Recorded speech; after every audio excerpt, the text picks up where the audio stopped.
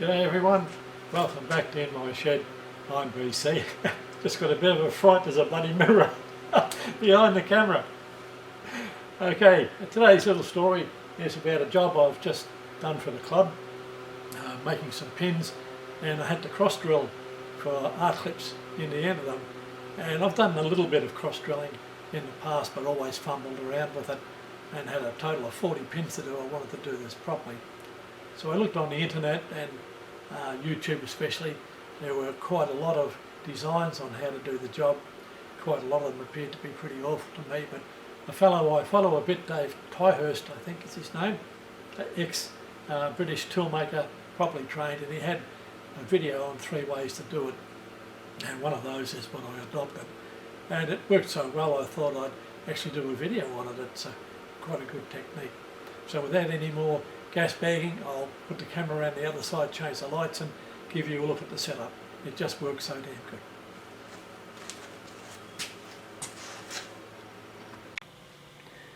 Okay, we're zoomed in here a little bit. I'll try not to get my fat hand in the way.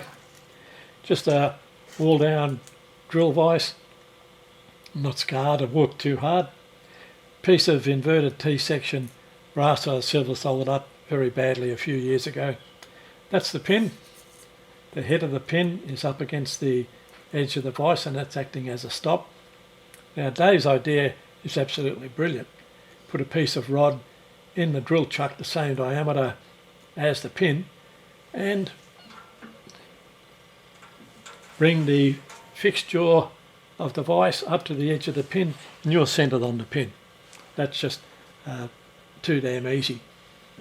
Then use a pair of verniers to measure from the edge of the pin to the head of the pin, so you've got the correct position. Clamp it all up and away you go. He does use a drill bush to guide the drill, and I had the choice of either make up a bush or fart about changing drills, and I decided to fart about changing drills. It is a little bit of a Heath Robinson outfit, but it works quite well, and changing the drills to me was easier. I didn't realise 40 pins are going to take a fair bit of time. But I just take that out, run a small centre drill down, just touch off, and then go through with a 2mm drill. I've got to be reasonably careful doing that because the end of these longer pins had to be centre drilled and a live centre used, and that's a bit of a cross drilling through a hole. I didn't want to make any more dead drills. So with all ado, we'll get this up and running and show you it working. I'll show you at the end all the component parts. There's just nothing to it. It's so damn simple. That's one reason I like it. Okay, put the power on and make a bit of noise. Okay, I've put a bit of goop on the centre drill. There's a bit of a height difference here, but that's to allow me to get tools in and out, so I'll have to bring the drill a couple of handles down. The old Brobo's a very good machine to use. It doesn't have a lot of vibration like the cheaper drill presses.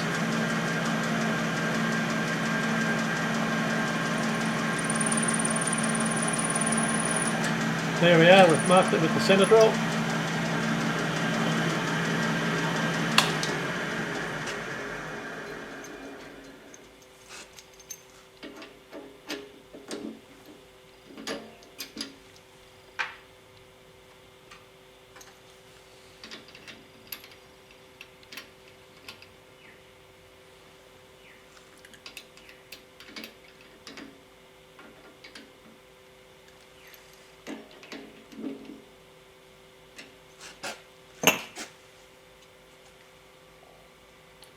Put a bit of glue on the drill, and let's see if we can get this one drill to size.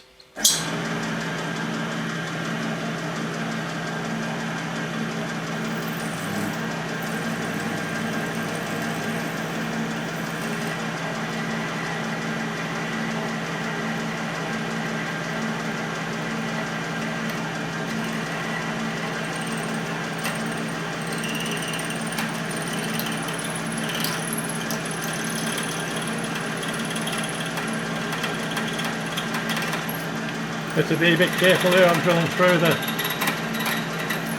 centre drill hole in the middle.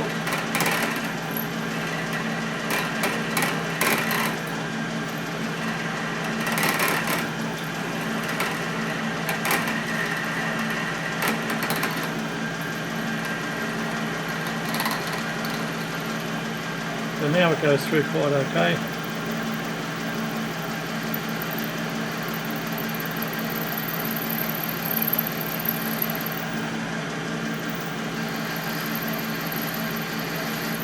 Now, one good thing about using the similar metals, you can see when you've gone through the job.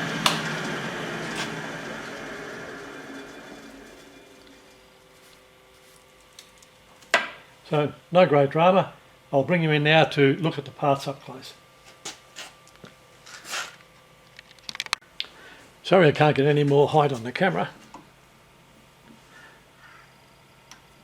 But this is just a pusher plate, piece of scrap metal of no great dimension. One cross drilled pin, quite a nice little hole, and a whole lot of swarf. Take that off for later on. This is just, as I said, a piece of brass, misformed job.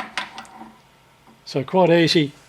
I've got another 19 of these to do, and I think that'll be it for the day. Put the heels up and have another beer. Bye for now. Well, you're back again with the old goat, and have I got a story to tell you this time. I'll zoom you in to see some action soon. This 316 stainless is full of crap. Very, very difficult to drill, and cross drilling through a centre drilled hole in the end of the shaft. Not too easy. 2mm drill, I can hardly bloody see the hole. I thought, well, I hope I can get through it. I made 6 holes with 3 drills. The last being one I had to reserve in the drill set, and I thought, oh shit, what happens now? Well, the interesting thing is I'm doing another video with a different camcorder, and that's on a cheap and nasty Timu CBN wheel that I bought. And I can't even see the end of these bloody drill bits, so I thought, well, all I can do is give it a try. I had already mounted it on a bench grinder.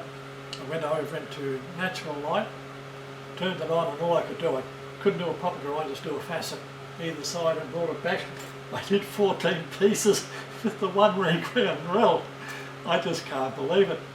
You think of that, it's about 4 times better than factory ground, and all 3 drills were brand new, never been used, and complained like shit.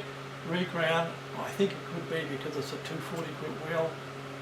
I did notice that even though I couldn't focus properly on the end of the drill, it had a real bright glare to it, so it was ground up to quite a good sharpness. So enough gas bagging out of me. I'll take you off the tripod because I just can't get you up high enough to look down on the jig, and I think that'll bring it all into perspective, and I'll show you the bits of the drill in the hole, in the box, just to show you I'm not full of crap. Back in a second. Well, here we are, the proof of the pudding. That's the jig with the last pin in it. There's all the swarf.